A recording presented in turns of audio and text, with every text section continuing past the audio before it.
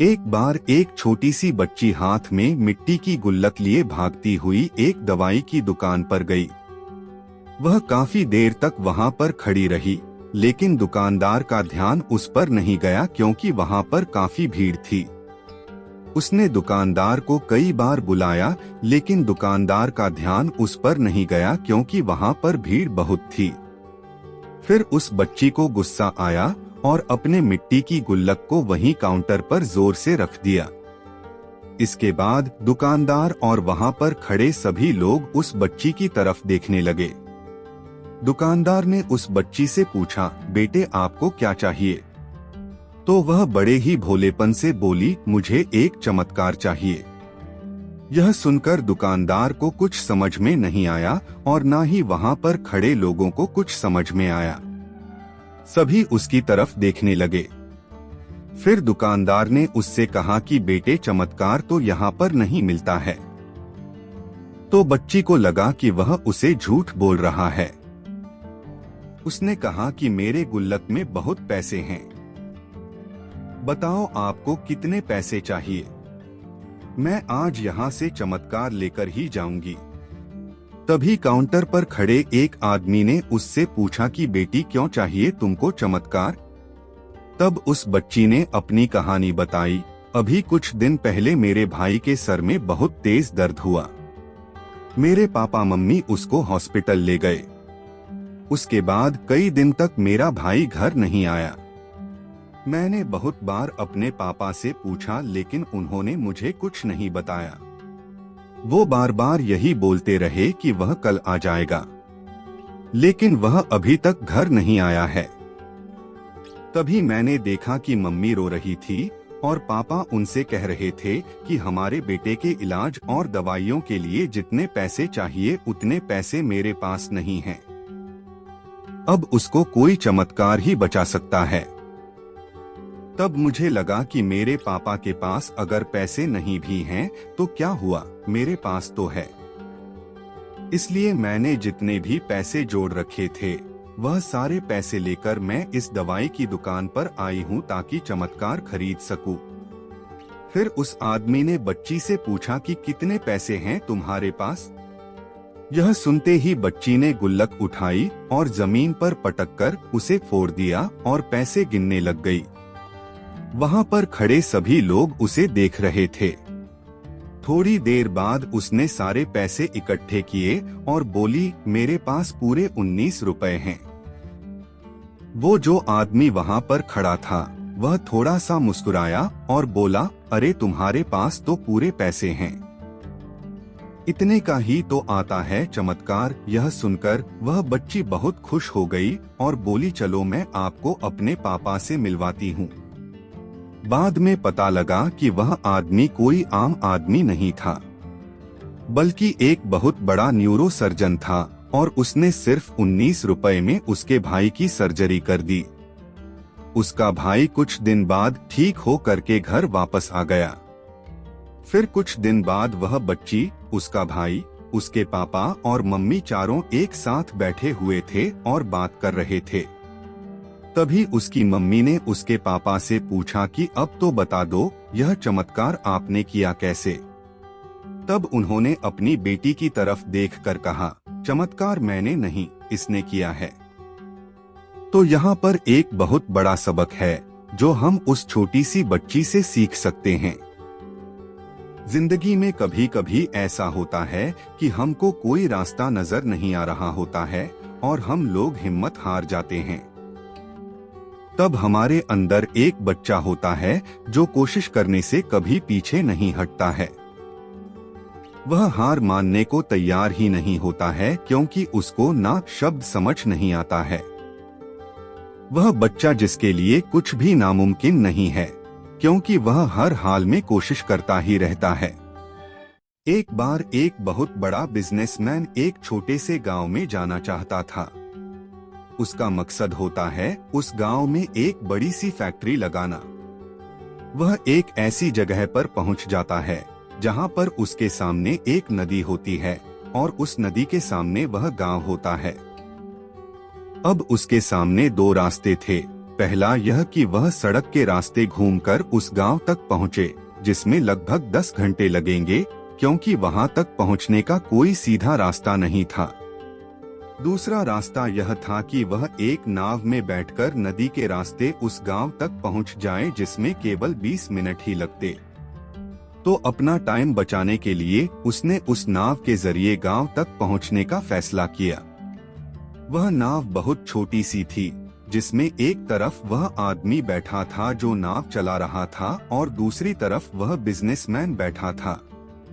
नाव में बैठने के थोड़ी देर बाद उस बिजनेसमैन ने नाव वाले से पूछा, तुझे पता है तेरी नाव में कौन बैठा है? नाव वाले ने बड़े भोलेपन से कहा, नहीं साहब, मैं नहीं जानता। तब बिजनेसमैन ने कहा, अरे तू अखबार नहीं पढ़ता है क्या? मेरी फोटो हर दूसरे तीसरे दिन अखबार में छपती है। नाव वाले ने कहा, अरे साहब, मुझे पढ़ना लिखना नहीं आता है। मैं बहुत छोटा सा था जब मेरे पिताजी गुजर गए थे और अपने परिवार का ध्यान रखने के लिए मैं बचपन से ही काम में लग गया, इसलिए मेरा स्कूल बचपन में ही छूट गया था। यह सुनकर उस बिजनेसमैन ने नाव वाले का मजाक उड़ाते हुए कहा, तुझे पढ़ना लिखना भी नहीं आता है, ऐसी जिंदगी का क्या फायदा? यह सुनकर उस नाव वाले को बुरा तो लगा, लेकिन उसने कुछ नहीं कहा। थोड़ी देर बाद वह बिजनेसमैन उस नाव वाले से बोला, अभी कुछ दिन बाद यह जो तू सामने जमीन देख रहा है ना, वहाँ मेरी एक बड़ी सी फैक्ट्री लगेगी जहाँ पर हम मिनरल वाटर की बॉटल्स बनाएंगे। उस नाव वाले को बात समझ नहीं आई। उसने कहा, किस चीज की फैक्ट्री? तो बिजनेसमैन ने बड़े रवैया से उससे कहा, वहाँ पानी की बोतलें बनेंगी जो तेरे गांव में नहीं बिकती लेकिन शहरों में बहुत बिकती है। तब नाव वाले ने कहा, अरे साहब, मुझे कहाँ पता होगा, मैं तो कभी इस गांव से बाहर निकला ही नहीं। फिर बिजनेसमैन ने उसके ऊपर हंसते हुए बोला, तू कभी इस गांव से बाहर तक नहीं गया, तुझे पता ही नहीं कि शहर क्या होता है, ऐसी जिंदगी का क्या फायदा? उसकी बात सुनकर नाव वाले को सच में यह लगने लगा कि उसकी जिंदगी किसी काम की नहीं है। यह सोचते हुए उसका नाव पर से ध्यान हटा और नाव की एक बड़े से पत्थर से टक्कर हो गई, जिसकी वजह से नाव में पानी भरने लगा और नाव डूबने लगी। उस जगह पर पानी बहुत ही गहरा था और किनारा बहुत दूर था।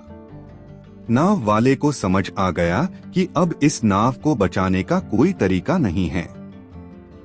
फिर वह अपनी जान बचाने के लिए नदी में छलांग लगाने ही वाला था, तभी उसने बिजनेसमैन से पूछा, आपको तैरना तो आता है ना? बिजनेसमैन ने घबराकर पूछा, ऐसा क्यों पूछ रहे हो? मुझे तैरना नहीं आता है। उसकी यह बात सुनकर नाव वाले को हंसी आ गई और बोला, साहब, आपको तैरना तक नहीं आता, ऐसी जिंदगी का क्या फायदा? यह सुनकर उस बिजनेसमैन को अपनी गलती का एहसास हुआ और हाथ जोड़कर उसने नाव वाले से कहा, तुम जो मांगोगे मैं तुम्हें वह दूंगा, बस मेरी जान बचा लो। उस नाव वाले ने कहा, अरे साहब, घबराओ नहीं, मुझे सिर्फ तैरना ही नहीं आता है बल्कि डूबते हुए लोगों को बचाना भी आता है। आप मुझे कसकर पकड़ लो, मैं आपको कुछ नहीं होने दूंगा। और फिर उस नाव वाले ने न सिर्फ अपनी बल्कि उस बिजनेसमैन की भी जान बचाई। तो हमें इस कहानी से एक बहुत बड़ी सीख मिलती है कि जिंदगी में कभी किसी का मजाक नहीं उड़ानी चाहिए या अपने से कम नहीं समझना चाहिए, क्योंकि हमें नहीं पता कि कब, कहां और कैसे किसकी जरूरत पड़ जाए। एक समय की बात है, एक छोटे से गांव में रवि नाम का एक दूधवाला रहता था। वह अपने लालची स्वभाव के लिए जाना जाता था। उसके पास एक गाय थी जो पूरे गांव में सबसे स्वादिष्ट और अधिक मात्रा में दूध देती थी। हर सुबह वह दूध निकालता और गांव के लोगों तक पहुंचाता था। एक दिन रवि को यह एहसास हुआ कि गांव वालों को उसके गाय का दूध बहुत पसंद आ रहा है। इस बात से उसे बहुत खुशी होती है और उसके लालची दिमाग में एक उपाय आता है। वह सोचता है कि अगर मैं दूध में पानी मिला दूं तो मैं अपना मुनाफा बढ़ा सकता हूं और किसी को पता भी नहीं चलेगा। उस दिन के बाद से रवि गांव वालों को दूध पहुंचाने से पहले उसमें पानी मिला देता था। उसे लगने लगा था कि वह बहुत चालाक हो गया है और उसके इस काम के बारे में किसी को पता नहीं चलेगा। गांव वालों को दूध के स्वाद में बदलाव नजर आता है क्योंकि उसका स्वाद अब पहले जैसा नहीं था। जल्द ही रवि के दूध में पानी मिलाने की खबर पूरे गांव में फैल जाती है। लोग शिकायत करने लगते हैं और उसके दूध का बहिष्कार करते हैं। लोगों को बहुत गुस्सा आता है क्योंकि उन्हें लगता है कि उन्होंने जिस पर भरोसा किया उसी ने उनके साथ धोखा किया है। रवि के गलत काम की वजह से उसका धंधा नीचे गिरने लगता है। उसे अपनी गलती का एहसास होता है, लेकिन अब बहुत देर हो चुकी थी। उसकी गांव वालों की नजर में जो इज्जत थी वह खत्म हो चुकी थी। गांव वाले अब उस पर भरोसा नहीं कर सकते थे और उसका दूध लेने से मना करने लगे। अपने किए पर शर्मिंदा होकर रवि ने फैसला किया कि वह अपने काम करने का तरीका बदलेगा। उसने कसम खा ली कि वह एक ईमानदार व्यापारी बनेगा और गांव वालों का भरोसा वापस जीतेगा। रवि ने फिर से गांव वालों को शुद्ध और बिना मिलावट का दूध देना शुरू कर दिया। धीरे धीरे गांव वालों को रवि के काम करने के तरीके में बदलाव नजर आया और उसकी तारीफ करने लगे। उन्होंने उसे माफ कर दिया और फिर से उससे दूध लेना शुरू कर दिया। रवि ने ईमानदारी के महत्व और लालच के परिणामों के बारे में एक जरूरी सबक सीखा। उस दिन के बाद से रवि एक ईमानदार दूध वाले के नाम से जाना जाने लगा। उसे उसकी खोई हुई इज्जत और गांव वालों का भरोसा वापस मिल गया। उसका धंधा फिर से चलने लगा। उसे समझ आ गया कि असली सफलता ईमानदार होने और ईमानदारी से दूसरों की सेवा करने से आती है। लालच से अस्थायी लाभ हो सकता है, लेकिन यह अंततः भरोसे को खत्म कर देता है। हालांकि ईमानदारी और निष्ठा लंबे समय तक चलने वाली सफलता और सम्मान की कुंजी है।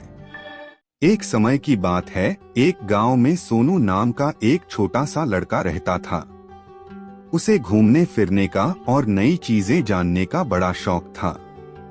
एक दिन जब वह जंगल में घूम रहा था तो उसे एक संतरे का जादुई पेड़ दिखाई देता है। वह पेड़ बाकी पेड़ों से बिल्कुल अलग दिख रहा था। जब सोनू एक संतरे को चखता है तो उसे अपने अंदर भरपूर ऊर्जा महसूस होती है और उसका दिमाग पहले से बहुत तेज हो जाता है। सोनू उस जादुई संतरे का इस्तेमाल अपने खुद के फायदे के लिए करने लगा। उसे हर चीज पहले ही पता चल जाती और वह हर कठिन से कठिन प्रश्नों को हल कर लेता था। दूर दूर से लोग उसकी इस प्रतिभा को देखने आते थे। जैसे जैसे समय बीतता गया, सोनू की शक्तियां कम होती गई। पेड़ पर संतरों की चमक भी कम हो रही थी और धीरे धीरे उनकी भी शक्तियां खत्म होने लगी थी। जल्दी ही सोनू को यह एहसास होता है कि वह अपनी खुद की प्रतिभा को नजरअंदाज करते हुए जादुई संतरे की शक्ति पर बहुत ज्यादा निर्भर हो गया है।